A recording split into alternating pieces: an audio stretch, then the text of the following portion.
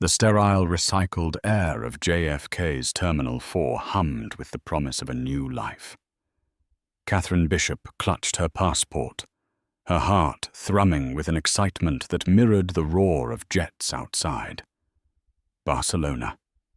The word itself tasted of sunshine and sangria.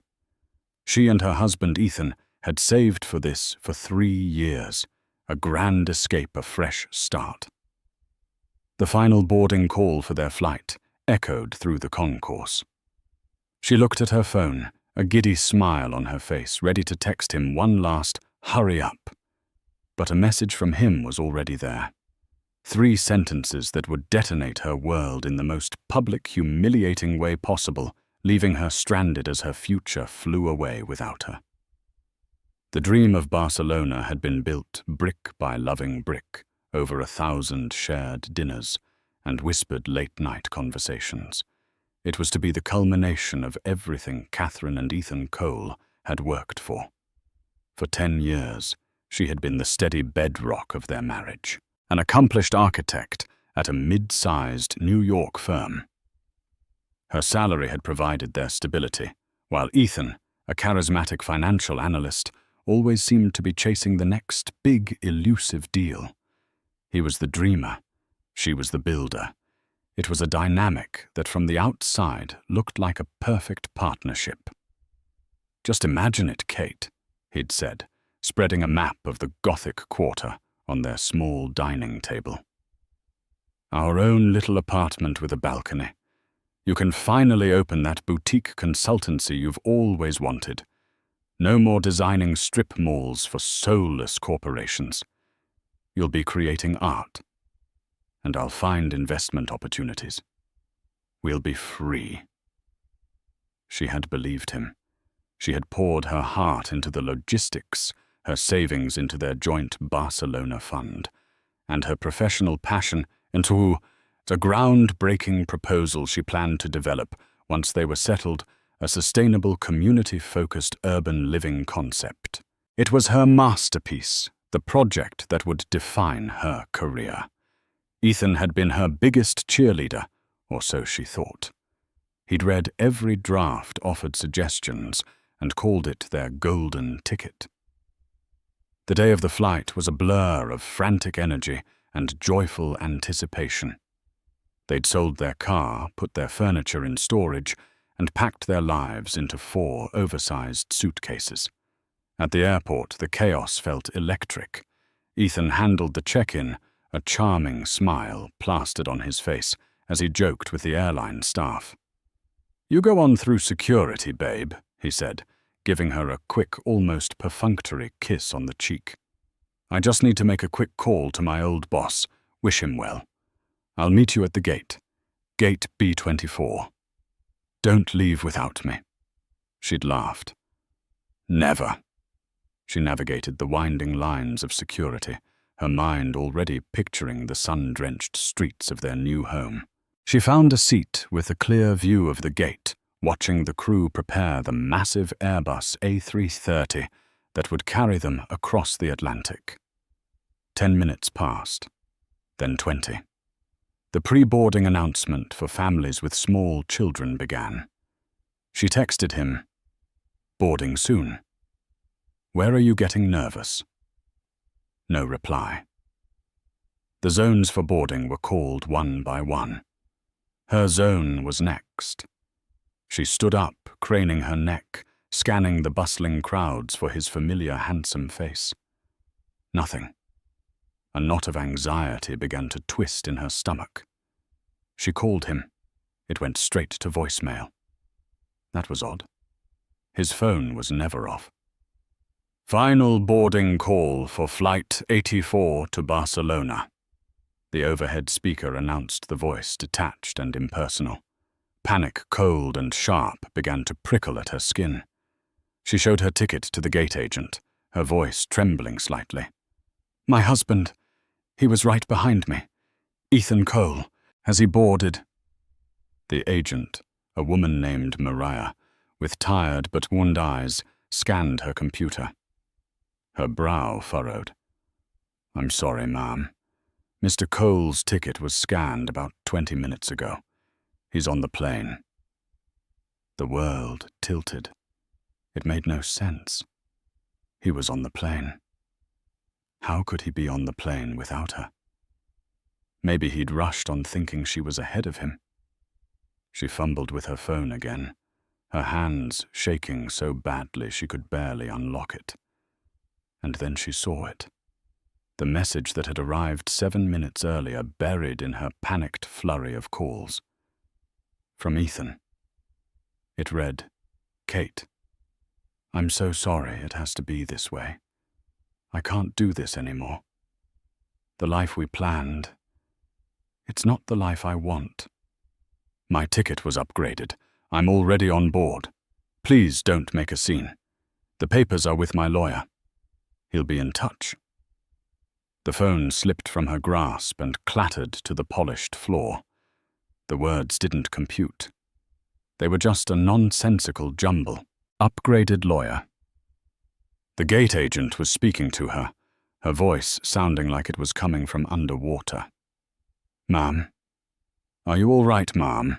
We have to close the gate." The jet bridge was pulling away from the aircraft. Her flight, her life.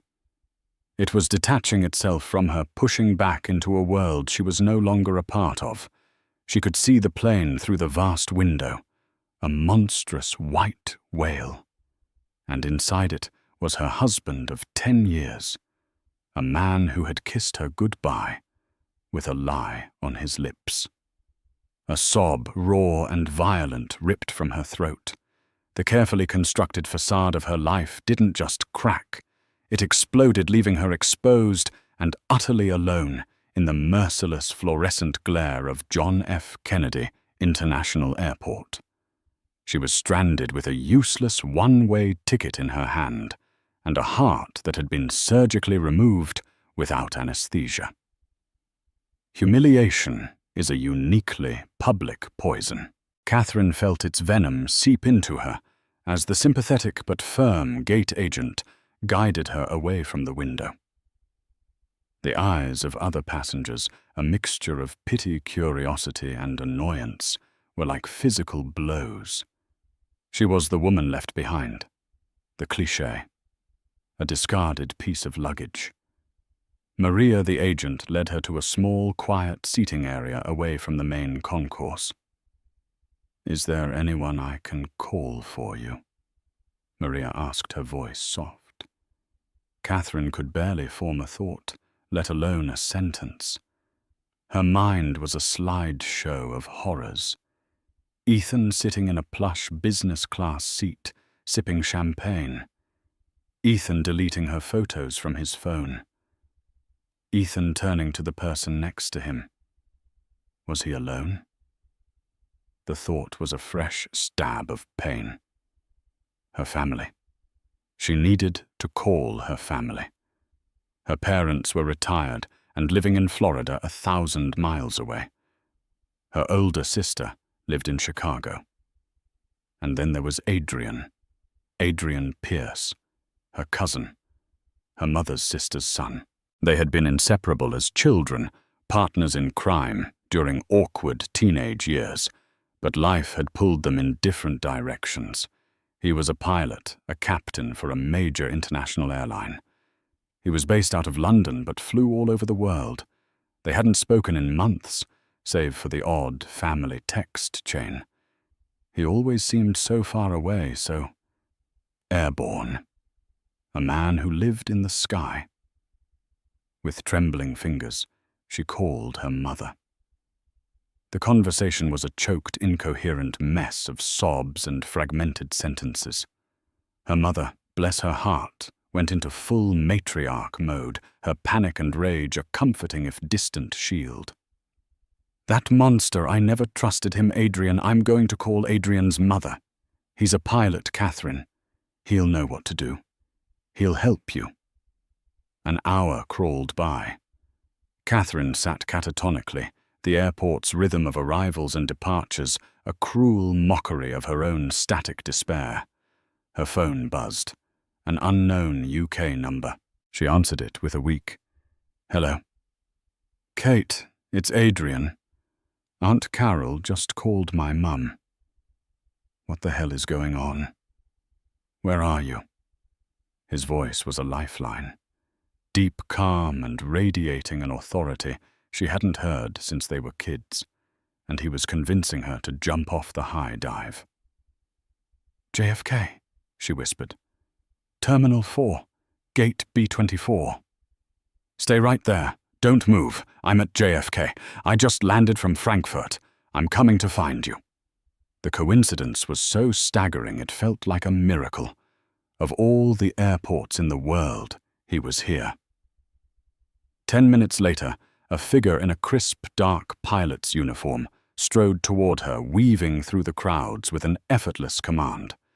Captain Adrian Pierce was tall and broad-shouldered, with sharp blue eyes that held a mixture of deep concern and simmering fury.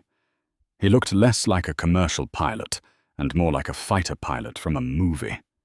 He knelt in front of her, ignoring his rolling suitcase. "Kate," he said gently, his eyes scanning her tear-streaked face. "Talk to me." She told him everything. The Barcelona dream, the sold car, the packed life, the joint bank account, and the final devastating text message. As she spoke, his expression hardened, his jaw tightening until the muscle ticked. He wasn't just listening. He was absorbing her pain and converting it into cold, focused anger. "The man is a coward," Adrian said, his voice a low growl. "A gutless, pathetic coward." He stood up, pulling her to her feet. "Right, first things first. We're getting you out of here.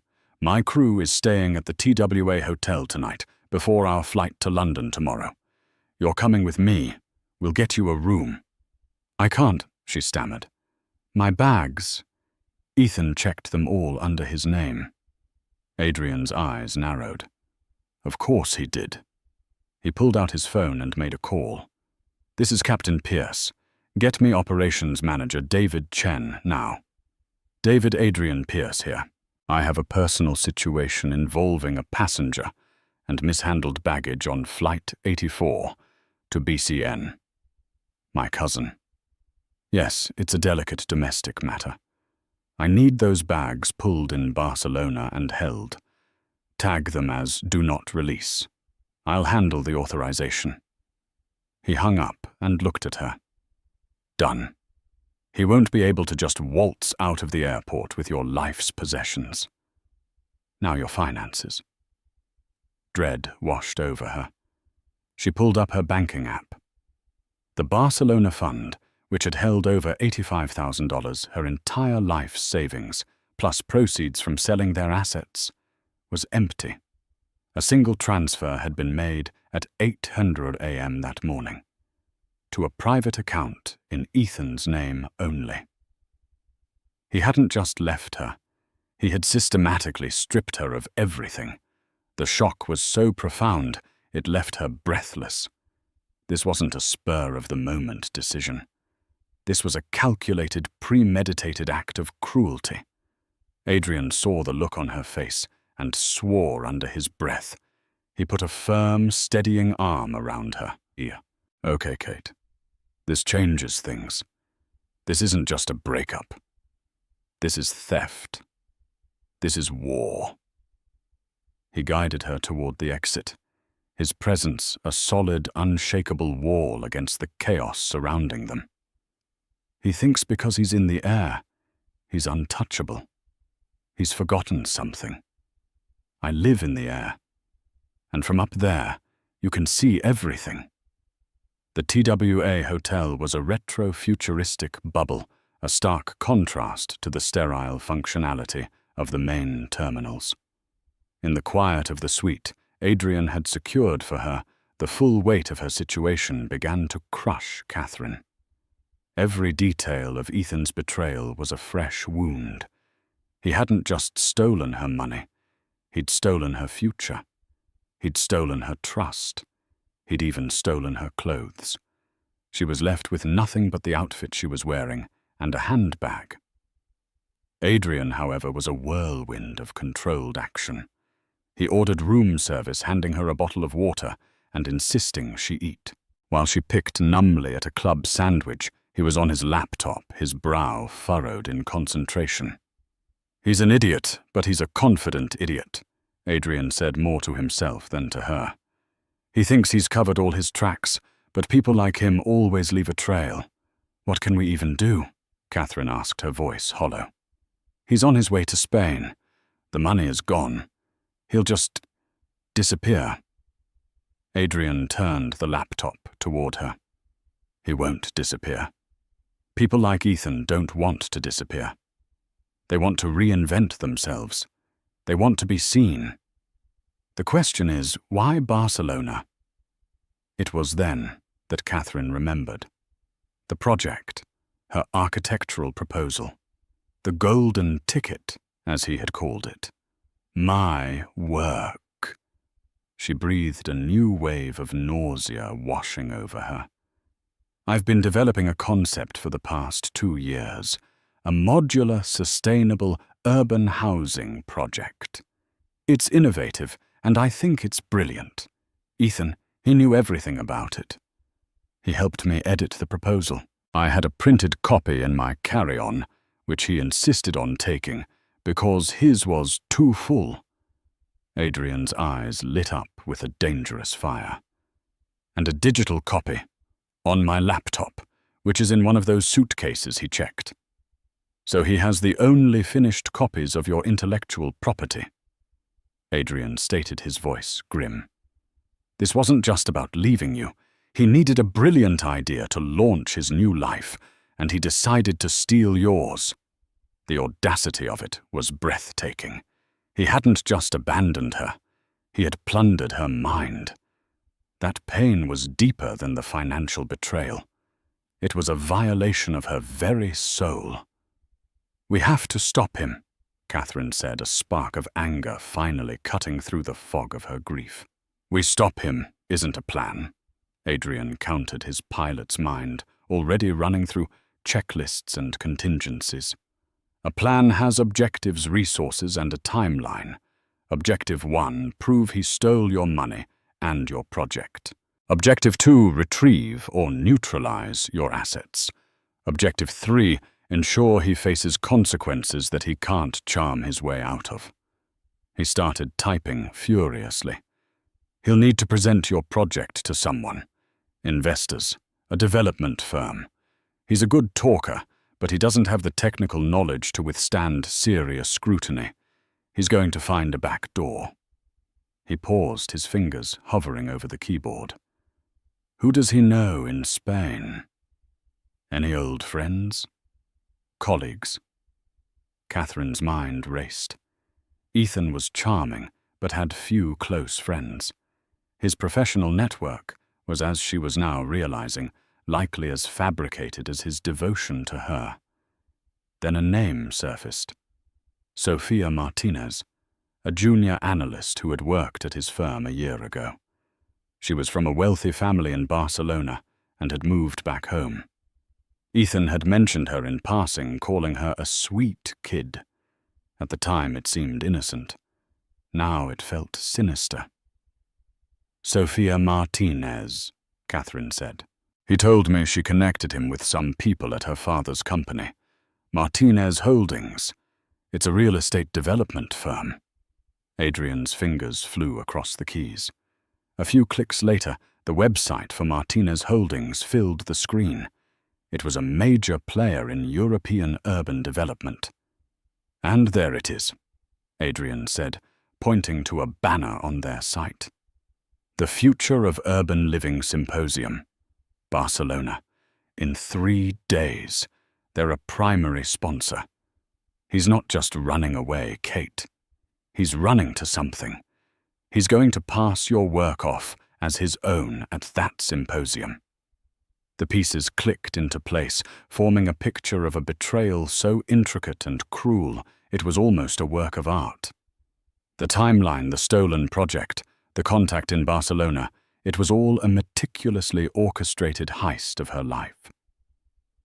Catherine looked at her cousin, at the grim determination etched on his face. "What do we do?" Adrian closed the laptop and leaned forward, his blue eyes locking onto hers. "Tomorrow morning my flight leaves for London Heathrow. From there it's a 2-hour jump to Barcelona. You're going to be on it.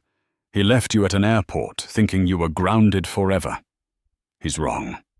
We're going to use my world, the world of schedules, logistics, and international access to beat him at his own game. He thinks he's flying high. We're about to create some serious turbulence." The flight to London was surreal. Catherine sat in a first-class pod, a world away from the economy seat she was supposed to be in. Adrian in the cockpit was an unseen but powerful presence. Before takeoff, he'd come back to her seat, not in his captain's uniform, but in a simple pullover, looking like her cousin again. "Get some rest," he'd said. "When we land, the fight begins. I've already made some calls." True to his word, the moment they landed at Heathrow and checked into the Sofitel connected to Terminal 5, Adrian transformed his hotel room into a war room. He had contacts Catherine couldn't have imagined. A former Royal Air Force intelligence officer who now ran a private cybersecurity firm. A sharp-tongued financial investigator he'd met at a conference in Dubai. A high-powered corporate lawyer in London who was the sister of one of his first officers. The first call was to the cybersecurity expert, a man named Gavin. Adrian put him on speakerphone. "Gavin, I need you to build me a digital ghost." Adrian explained, his voice crisp and clear. "Ethan Cole. I need to know every financial move he's made in the last 6 months. Credit cards, loan applications, new bank accounts. He's just landed in Barcelona. I want to know if he booked a hotel, if he rented a car, who he's called." "Consider it done, Captain." Gavin's voice crackled back. "Give me 12 hours. The next call was to Jennifer Albright, the lawyer. Catherine, on Adrian's insistence, explained the situation. The stolen money, the house she now realized, was probably leveraged to its breaking point, and the intellectual property theft. "This is not just a divorce, Catherine," Jennifer said, her voice sharp and reassuringly expensive. "This is felony fraud and larceny. The key will be proving the architectural plans are yours. Do you have any preliminary draft sketches, metadata on old files? Anything with a timestamp that predates his theft?" Catherine's heart sank. "It was all on my laptop, the one he took." "Think, Kate," Adrian urged gently. "You're a meticulous planner. You must have backups somewhere." And then a flicker of memory. 6 months ago, her work computer had crashed. The firm's IT department had recovered her files, but for a week she had worked from home, saving backups of everything to a personal cloud drive she barely used. A drive she hadn't touched since. She gave the login details to Adrian, who passed them on to Gavin. While Gavin worked his digital magic, Adrian turned his attention to Catherine herself. "Right now, you're a victim," he said, his tone blunt, but not unkind. "And Ethan will smell that from a mile away. He'll use it, twist it, make you look unstable if you confront him. We need to change the narrative.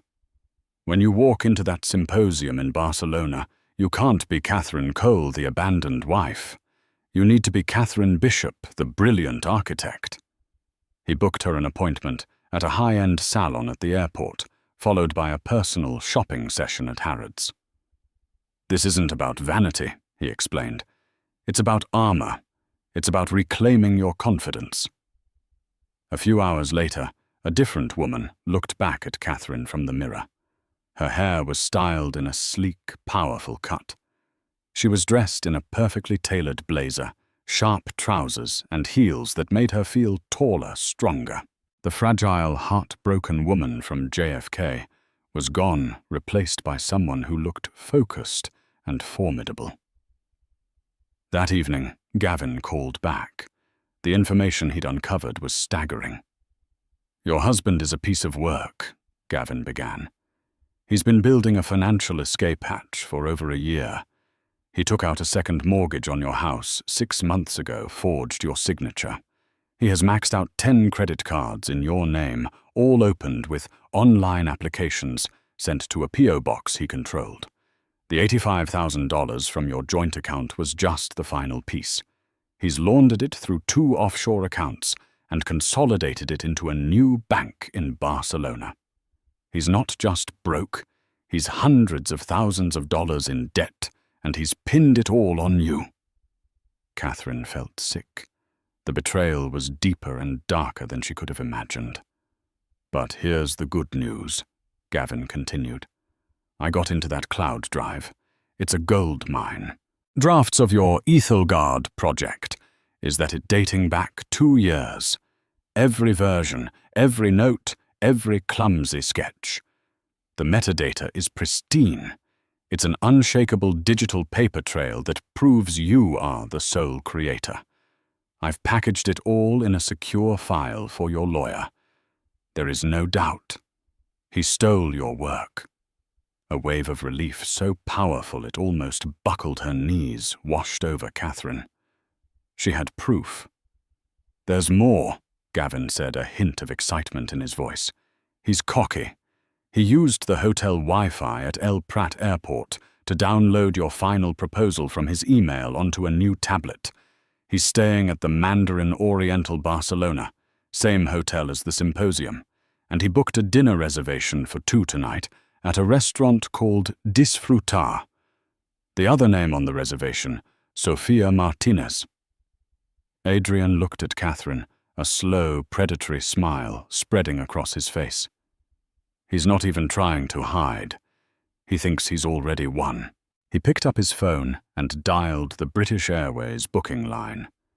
Yes, I need 2 first-class one-way tickets on the first flight to Barcelona tomorrow morning. He looked at Catherine, who nodded, her eyes blazing with a newfound resolve. The game is on, Adrian said into the phone, and we're changing the rules. Barcelona was breathtaking, a city of whimsical architecture and vibrant life that felt like a slap in the face. This was supposed to be her city, her new beginning with the man she loved. Now, it was a battlefield. They checked into the Hotel Arts, a sleek modern tower with a commanding view of the Mediterranean, and more importantly, a direct view of the Mandarin Oriental across the city. It felt like an observation post. With Jennifer Albright's guidance, they had a clear legal strategy, but Adrian knew that a legal victory months down the line wasn't enough. Ethan needed to be publicly and professionally decimated. The symposium is our stage, Adrian declared, pacing their suite. He's going to present your Ethelgard project as his own. He'll have memorized the executive summary and the flashy parts, but he won't know the why. He doesn't have your soul, your passion for it. The symposium's schedule was available online. Ethan Cole, financial strategist and urban futurist, was slated to present on the final day in a prime afternoon slot. He's billing himself as a futurist. Catherine scoffed, a bitter laugh escaping her lips. The only future he can predict is his own. And we're going to make it a short one, Adrian replied. He was on the phone again this time to an old friend who was a senior marketing director for a rival airline and a major sponsor of the symposium. Adrian was cashing in a decade's worth of professional favors in a single day. Michael, it's Adrian Pierce. I'm in a bit of a bind and need a miracle. Yes, the symposium in Barcelona. There's been a last-minute cancellation, hasn't there? The speaker from the Oslo group had a family emergency. I have his replacement. A brilliant architect, Catherine Bishop. Yes, from New York. She has a revolutionary sustainable housing concept that will blow the roof off the place. Perfect. What time slot is available? Adrian listened, a grin spreading across his face. He covered the receiver and looked at Catherine. There's an opening. The morning of the final day. 3 hours before Ethan is scheduled to speak. This was it. The ultimate gambit. It wasn't enough to expose him after the fact. They would preempt him entirely. She would present her own work in all its glory hours, before he could attempt to unveil his stolen, hollow version. By the time he walked on stage, he would already be a fraud. Panic and exhilaration warred within Catherine. Can I do it? I don't have my full presentation, my models, my slides. Gavin has the files, Adrian said calmly. We have the next 36 hours. We will rebuild your presentation from scratch. Better. Stronger. I'll get a design team from Michael's company to help. You know this project inside and out, Kate. You didn't just design it. You birthed it. All you have to do is tell its story. The next day and a half were a blur of intense caffeine-fueled work. A team of graphic designers, connected remotely via a secure link, worked with Catherine to build a stunning visual presentation from the raw files Gavin had recovered. They created 3D renderings and animations that brought her sketches to life in a way she had only dreamed of. Adrian acted as her project manager, her coach and her unwavering source of strength. He drilled her, asking tough questions, playing devil's advocate, forcing her to hone every point until her delivery was flawless. During a short break, Catherine stood on the balcony of their suite, looking out at the city lights. Why are you doing all this, Adrian? You've dropped everything. You're calling in favors that must have taken years to earn. Adrian came and stood beside her, leaning on the railing. When we were kids, he began, his voice softer now. You were the one who always stood up for me when the older boys tried to pick on me. You were fearless. You taught me that you never, ever let a bully win. He looked at her, his expression serious. This guy, Ethan, he's a bully of the worst kind. He tried to break you to make you small and helpless. He will not win. Not on my watch. The evening before the presentation, they did a dry run in the suite with Adrian as the audience. Catherine was no longer just reciting facts and figures. She spoke with a passion that was captivating. She told the story of the Ethelgard project, named after a historical term, for a noble dwelling, explaining how it combined ancient principles of community with cutting-edge green technology. It wasn't just a building. It was a philosophy. Perfect, Adrian said when she finished. Now for the final piece of the puzzle. He handed her a small, elegant business card he'd had printed that afternoon. It read, Catherine Bishop, Principal Architect and Founder, Ethelgard Designs. You said you wanted to open your own boutique consultancy, he said with a small smile.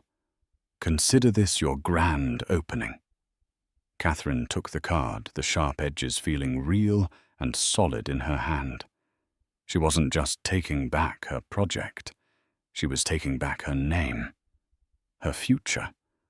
Tomorrow she wouldn't just be exposing a thief. She would be launching her dream. The grand ballroom of the Mandarin Oriental was less a conference hall and more an ecosystem of power.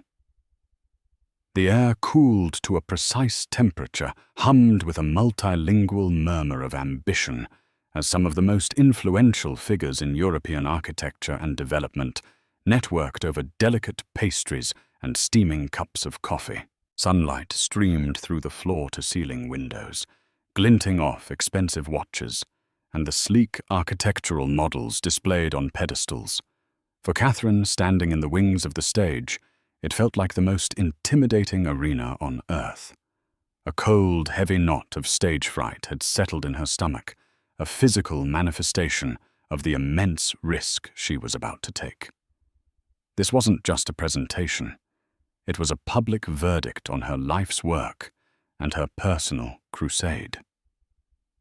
Then, through a gap in the crowd, she saw Adrian.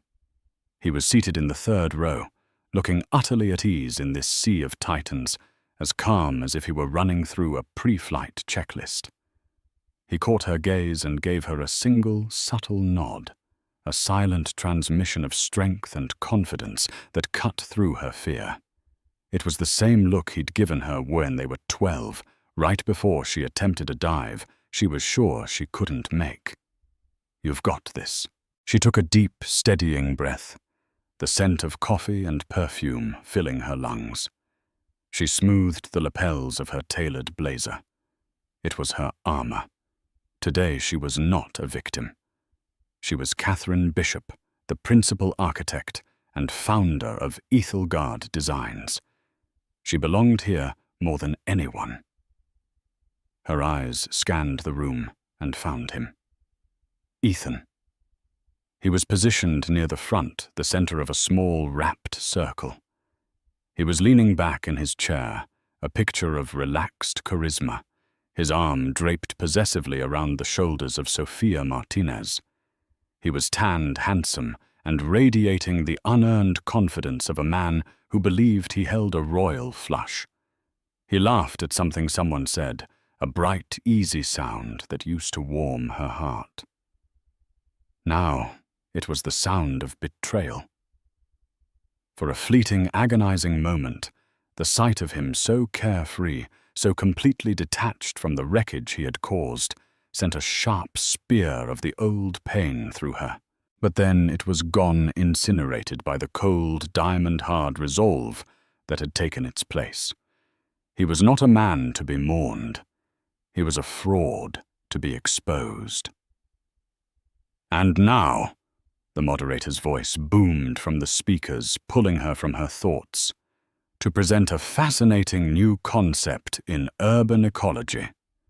Please welcome a rising talent from New York, Ms. Catherine Bishop." The walk from the wings to the center stage lectern felt like a mile. The sound of her heels on the polished wood floor was the only thing she could hear over the pounding in her ears.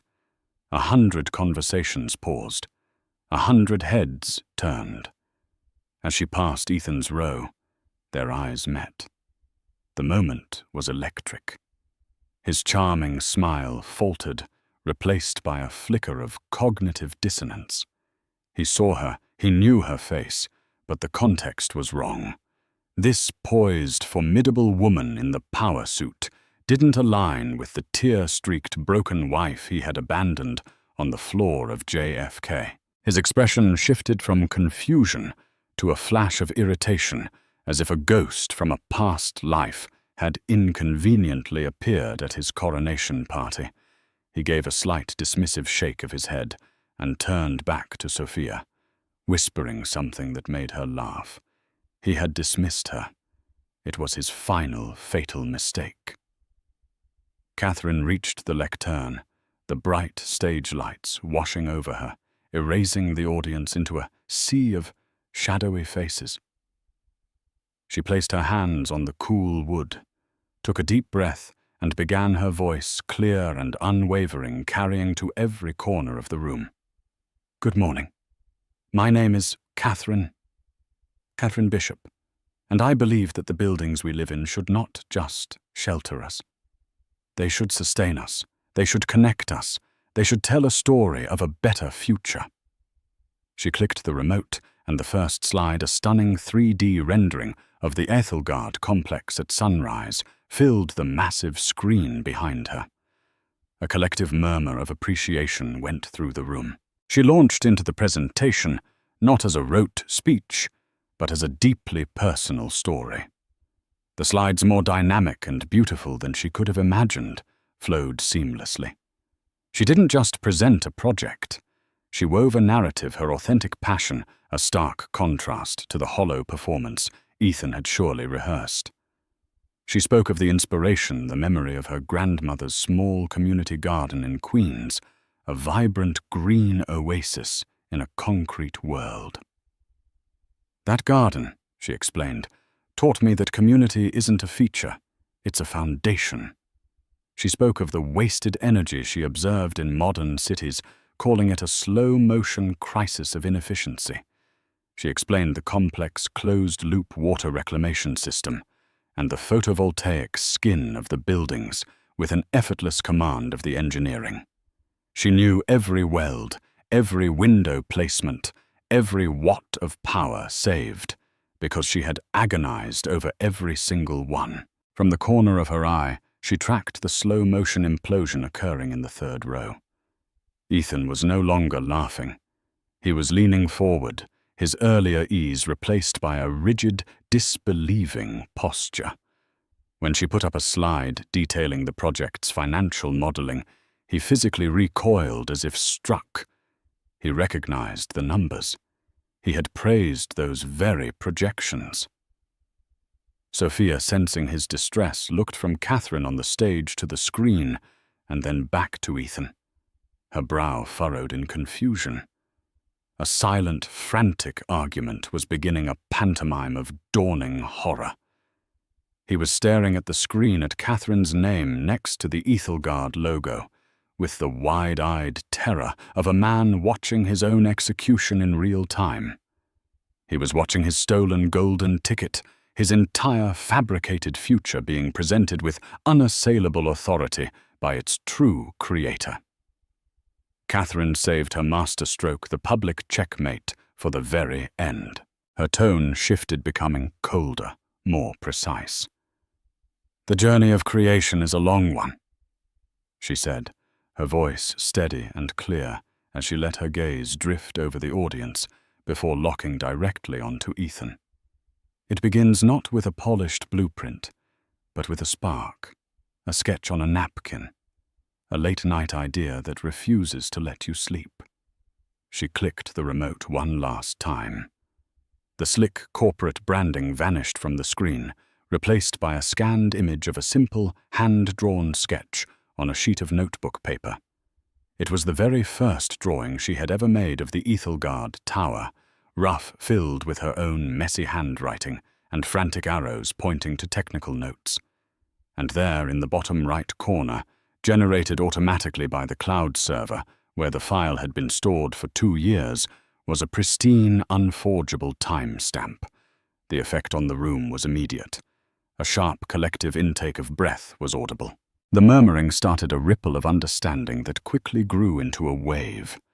They were not just architects and developers. They were creators. They understood the sanctity of the process. They understood what they were seeing. "Every step is documented." Catherine continued, her voice resonating with cold power as she held Ethan's horrified gaze. "Every draft, every failure, every breakthrough. Because true innovation isn't stolen. It is earned. It is lived.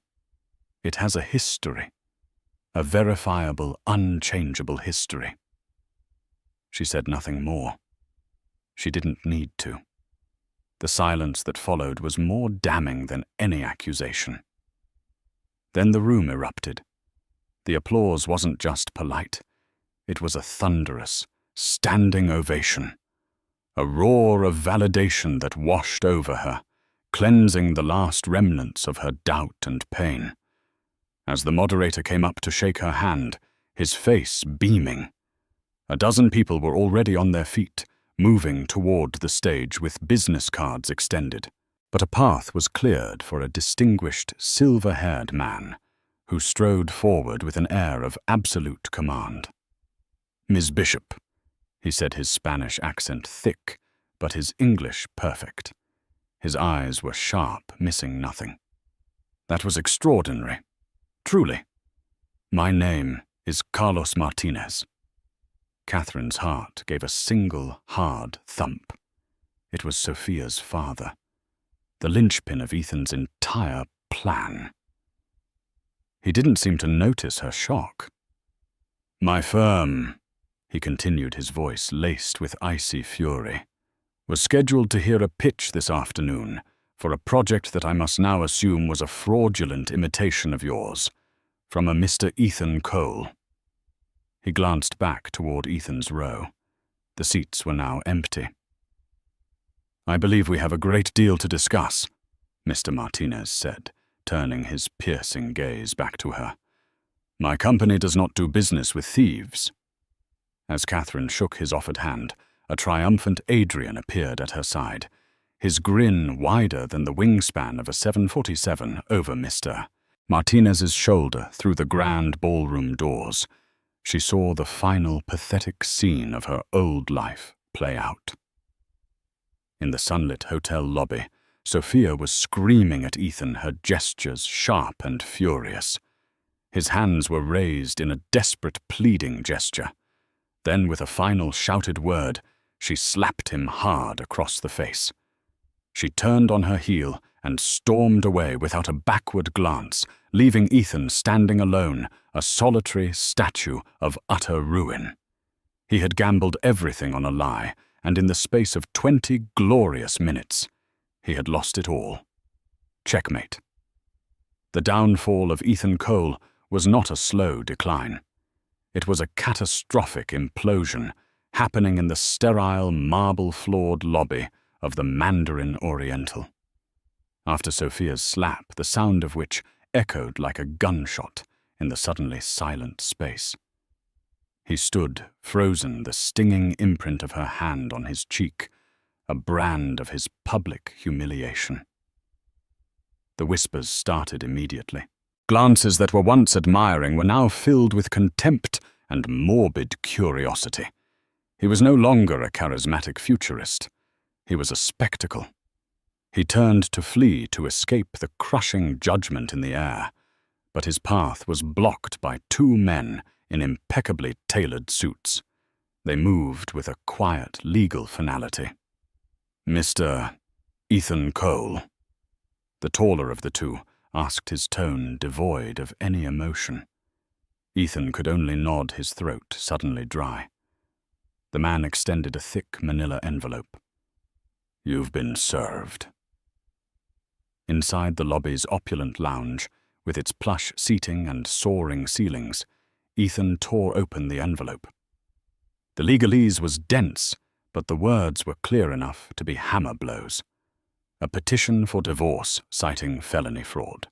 A civil lawsuit for the immediate recovery of $350,000 in stolen and misappropriated funds. A cease and desist order barring him from even mentioning the name Ethelgard. It was a comprehensive, systematic dismantling of his entire scheme, executed with breathtaking speed and precision. A desperate, primal need for flight kicked in. He pulled out his phone, his hands trembling, and tried to access the Spanish bank account where his new life was stored. Access denied. Account frozen by court order. He tried another. The same message. Gavin's digital net cast from London had tightened. The money, his golden parachute, was gone, locked away behind an impenetrable wall of international law. Stripped of his project, his wealthy connection, and every last illicit cent, Ethan was marooned. The life of luxury he had tasted for a mere 48 hours had evaporated, leaving only the bitter residue of failure and a mountain of debt that would shadow him for years. The last Catherine would hear of him, relayed months later through her lawyer, was that he had crawled back to the United States, been forced into a humiliating bankruptcy, and was living in his parents' basement in Ohio, a disgraced pariah awaiting trial. He had flown across an ocean to reinvent himself, only to crash so completely that he would never recover from the wreckage. For Catherine, however, the aftermath of the symposium was an equally swift but opposite trajectory. Her ascent was meteoric.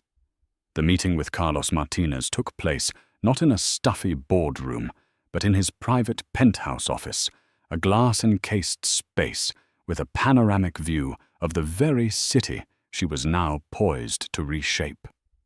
Carlos was a shrewd businessman, his politeness masking a razor-sharp intellect. He had seen the surface of her brilliance. Now he wanted to inspect its foundation. For 2 hours he grilled her not with hostility, but with the intense curiosity of a master craftsman examining the work of a potential protégé. "Your modular construction," he began. "The cost per unit seems almost too optimistic. Explain the supply chain you envision for the recycled composites." Catherine didn't hesitate. She walked him through the materials, science, the potential European suppliers she had already researched, and the economic models that made it viable. Ethan would have sputtered platitudes. Catherine provided data. "And the social aspect," Carlos pressed, leaning forward. "A central courtyard, shared amenities. In a luxury market, people pay for privacy.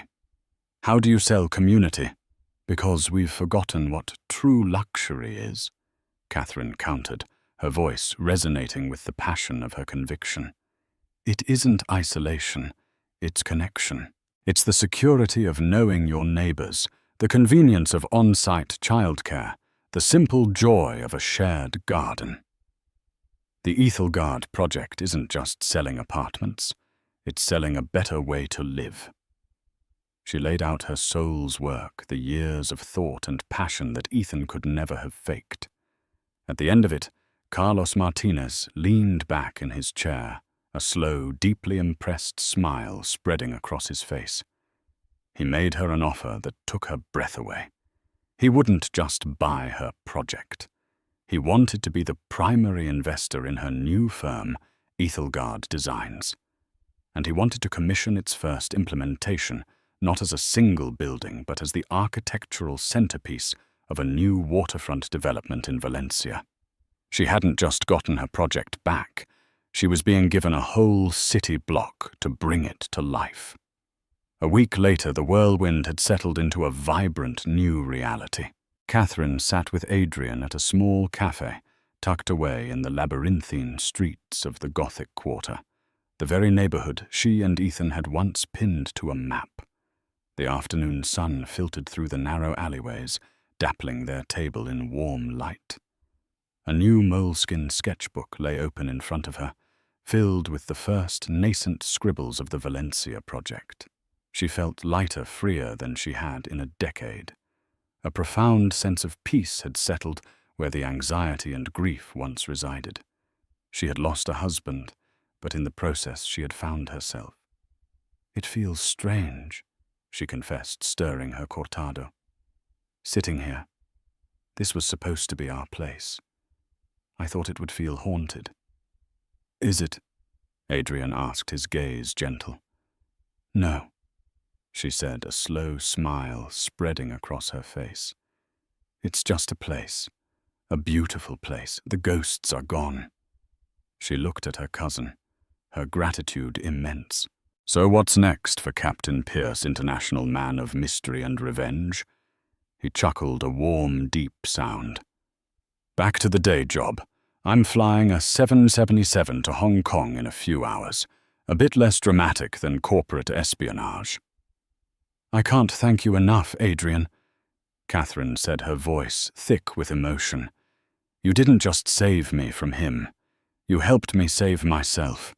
You gave me the tools and the push I needed." "That's what family is for," he said, simply, reaching across the table to give her hand a squeeze. "Besides, it was the most fun I've had on a layover in years. Watching that snake's face when you took the stage. Better than any in-flight movie." He looked at his watch. "Time to go. But I've already put in my bid for the Valencia route. I'll be back to see the groundbreaking." "It's a date," she promised. After he left, Catherine remained at the table, reluctant to let the perfect moment end. She watched the city move around her, the locals chattering in Catalan, the tourists gazing up at the ancient architecture, the scent of espresso and baked bread hanging in the air. The betrayal at JFK felt like a chapter from a different book, a story that had happened to someone else. The pain had been real, the humiliation scarring. But from those ashes, she had forged something stronger and more beautiful. Ethan had tried to ground her, to steal her wings, and her sky, believing she was nothing without him. But he had made one critical, arrogant miscalculation. He had forgotten about the fierce, protective love of her family, embodied by a grounded angel in a pilot's uniform, who knew exactly how to navigate a storm and create turbulence when needed. In his attempt to push her from the plane, he hadn't set her up for a fall. He had simply forced her to realize she never needed the plane in the first place. Catherine Bishop picked up her pen, and as she looked up at the brilliant, cloudless Spanish sky, she began to draw. She was born to soar.